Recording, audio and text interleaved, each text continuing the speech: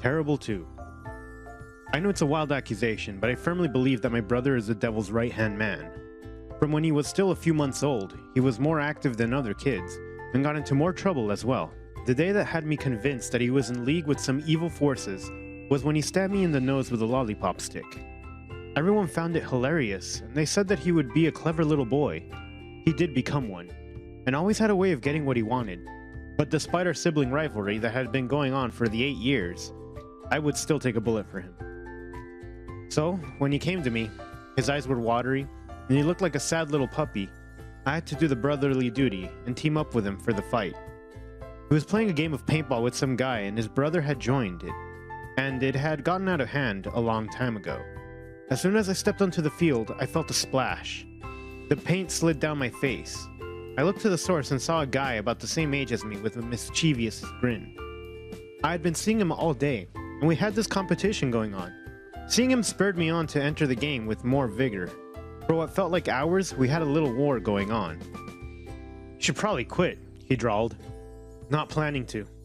He was my arch nemesis, and I planned to take him down. I was soaked with so much paint, feeling the strain on my back, but I was not ready to give in. In the end, they got the better of us, much to my chagrin. I was very competitive, so I was not pleased with that result. I sulked all the way home, which my mom found very funny. "The way you were speaking about this guy, we have to meet him." "Why?" "Well, maybe he could encourage you to actually do your chores," my mom laughed. "Yeah, I'm sure if he did chores better than you, then you would actually do them properly," my dad chipped in. In the corner, Kayden was snickering, which caused me to pull his ear. "Mom!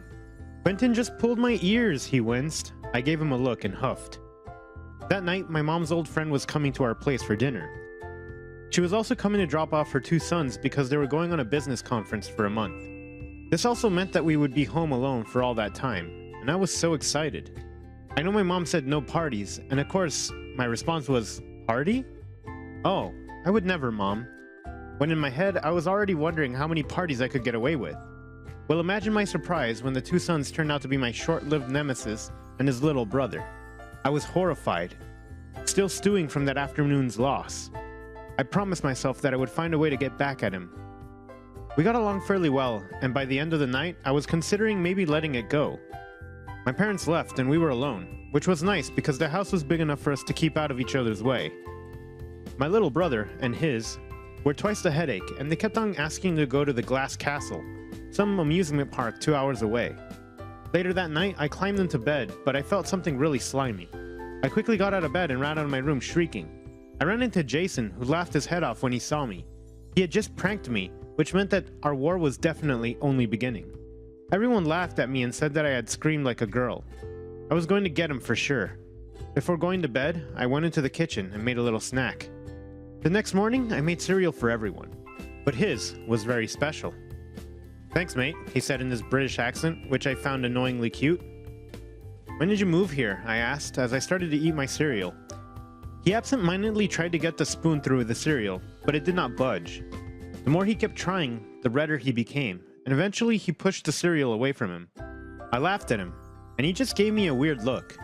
And then he went to the fridge and took 2 eggs, swirled them in a cup, and then drank them. I felt my insides quivering just as the thought of eating eggs. "Thank you for the breakfast, Quintin. It was a little too icy for me." Our little brothers were dying of laughter on the floor, and they both agreed that I had gotten the best of him. Well, he started it, and I had to fight back, and so began the prank war. I was not a master prankster, but I had lived with one for 8 years, so I know how to be devious. And so did he, as soon as I found out. Later that afternoon, after coming home from playing soccer with my friend, Fern, I was desperate for a shower. It was when I was washing my hair that I noticed that the water was turning a bluish-grayish color. My first thought was that it was hair remover, and I felt tears threatening to fall.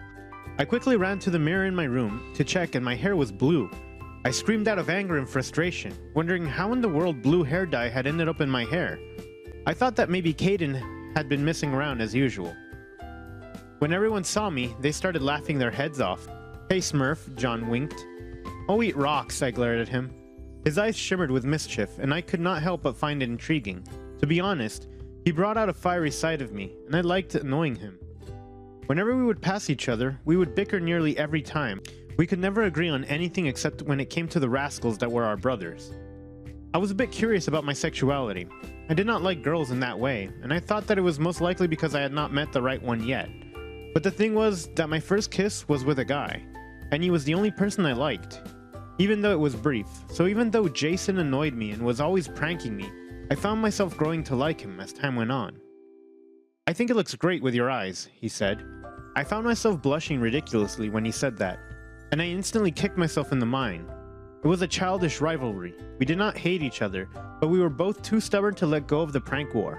After drying my hair, I went and did him a favor by washing his clothes. It was mostly the white ones that I was interested in. Later on, I found him walking around wearing various shades of blue. "Hey Smurf," I winked. He laughed, but I could see that it was a challenge, and he wanted to get the best of me. The only reason we were even in this was that he started it, but I was going to end it. We were so focused on each other that we did not pay heed to what the two kids were up to.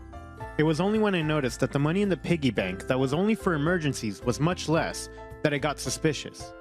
"Jason," I called out. "I'm not coming in there. I bet you have a bucket of water that you want to dump on me," he shouted from upstairs. Well, it was not like the thought had not crossed my mind, but that was not the reason why I wanted to see him. "Chill out, scaredy cat. Have you seen Kayden and Jacob?" I asked. "No, aren't they playing outside?" he asked as he entered the room. He did not have his shirt on, and I found my eyes sliding down. He caught me and grinned. "You know, if you wanted to gawk at me, you could have just asked. You don't have to make the excuse of the kids." He stepped closer to me. I knew that he liked guys. He had told me when we were getting to know each other, and not playing pranks. My heart suddenly started beating too fast, and I could not remember what I was even saying. "Why are you suddenly so silent?" he asked. "Hot," I said. "Ooh, I'm hot?" He got closer to me and touched me. I had to shake my head to focus. He made my mind spin, but now he was taking control of my body, and I did not like that I was enjoying it. "It is hot. Maybe they went to the pool." "Chill out, dirty mind." I rolled my eyes and pushed him away from me. I went to get some water from the fridge, but I could feel his gaze on me. He was making me so confused. The two little rascals finally came into the house much later on, and I made my way over to shout at them and ask about the money that was missing. Then I heard the diabolical little ones plotting. "I cannot believe that we managed to go to the glass castle twice now," Kayden said. "Thanks to your plan of putting that slimy thing in Quintin's bed," Jacob laughed. "Wait, so Jacob had not started the prank war? They had done it so that they could get to the glass castle theme park?" I pretended as if I did not hear them. Then I went to him and quickly filled him in on what I had found out. "Brothers are the worst," he sighed. "I know. So, truce?" I asked. "Yeah, sure." He hugged me, and I started to feel those little butterflies in my tummy that I could not explain. We decided to play one last prank on the two rascals as payback. We pretended to still be mad at each other over the pranks while secretly plotting. Those two really needed to be taught a lesson after the stunts that they pulled. But that was now at the back of my mind, because now I was spending more time with Jason, and I could not help feeling a pull towards him. That night, we started to get to work on our prank on the little rascals. When we were done, we had some ice cream while talking. He told me about his life and how his parents wanted to move to a house close by in a few months. "You know, we make a great team," I said. "Yeah, you bring out my competitive side," he laughed. We suddenly locked eyes and stared at each other without saying a word. Then, I found myself leaning in closer, and our lips touched. We kissed for a while, and it was the best kiss that I had ever had. "I've been wanting to do that for a long time," he said. "How long?" I asked. "Since I shot you with the paintball gun," he said. "Funny way of flirting," I rolled my eyes. "You loved it, though. You know you like that I keep you on your toes," he smirked. I started looking around as soon as he said that. "What's up?" he asked. "I'm looking for a mirror to show you how big your head is getting," I said. He laughed and brought me closer. The next morning, we planned on going out for some snacks. I was brushing my teeth when I heard the first scream, followed by the second one. I doubled over and laughed for what felt like ages. You know when you laugh so hard it hurts? That's how I was feeling. Jason came over to the room with a smirk on his face. "Well, it looks like they will not be touching that piggy bank again," he laughed. What we had done was paste pictures of eyes inside the cabinet where the piggy bank was. It was the freakiest thing ever, but they were so scared. "Yeah, let me see you sneaking out to the glass castle again. You want to get me in trouble with your mom and dad?" I asked them. They both shook their heads and looked down. Yeah, who told you you could use the public transport alone? He asked. Or that you could make us prank each other, I added. Sorry, Jason and Quintin, they both said, looking down in shame. Things settled down after that. Well, for a few hours. Those kids had zero chill and would run around the house the whole day, leading us to having headaches. So we would sneak into either of our rooms and hang out. We hung out most of the time, but the rest of the time we spent bonding in many different ways. My hair was still blue because I liked it, and he shared most of my clothes because all he had was blue stuff. Even though the prank stopped, it did not mean that we had stopped being silly. We were constantly winding each other up and getting up to no good by being silly with him. I felt more for him every day. It was a bit bizarre to be coming to terms with my sexuality, but he made it so much easier for me, and it would not be a summer without a party, right? A few days before our parents came back, we decided to get some friends over. This was going to be the first time they saw me with a guy. I was not worried about them because not even one was homophobic. I knew it, Jessica said when he saw us together. Everyone agreed that they suspected that I was gay, which meant that I was the last person in the world to find out. I just hoped that my parents would understand.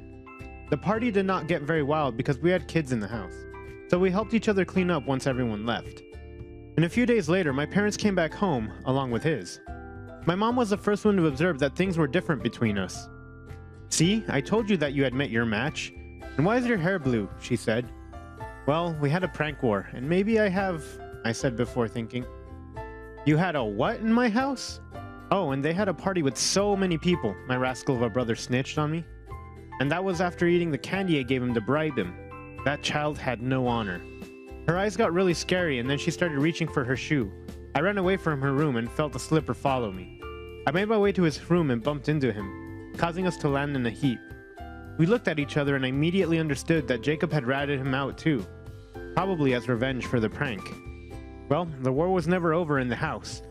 After our mother stopped trying to kill us and we explained that it was just a little get-together, I finally got the chance to tell them about our relationship.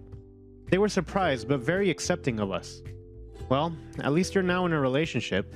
I was afraid that Kayden would get into one before you did, my mom said. Everyone including my boyfriend laughed at my expense, but I was not mad about it. Now I know why Jason kept asking when are we moving here, Jason's dad said. Well, I hope you were sleeping in separate rooms, my dad said.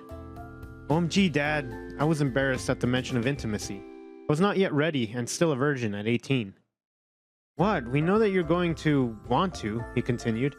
I closed my ears with my hands and started humming. Not one in my family was sane. We had dinner with his parents because they were heading back the next day. They would only start moving in a few weeks, which meant that I would have to be apart from him. I was sad, but I knew it would not be for long. Let me go and fetch the dessert, my mom said. Oh, do not worry, we will do it.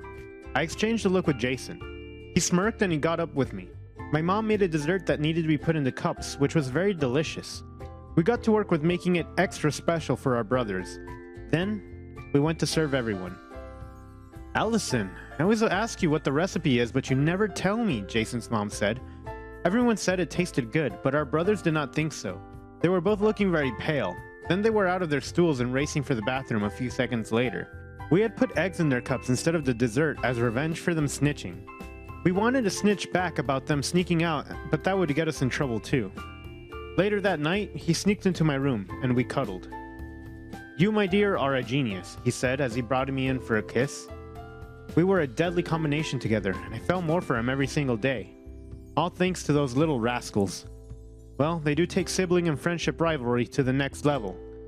Have you ever pranked your siblings? And how much trouble did you land in? Do not forget to like, subscribe, and comment so you can keep enjoying these wholesome stories. Bye. The end. Thanks for watching. Consider subscribing to become part of our Rainbow Force and stay wholesome.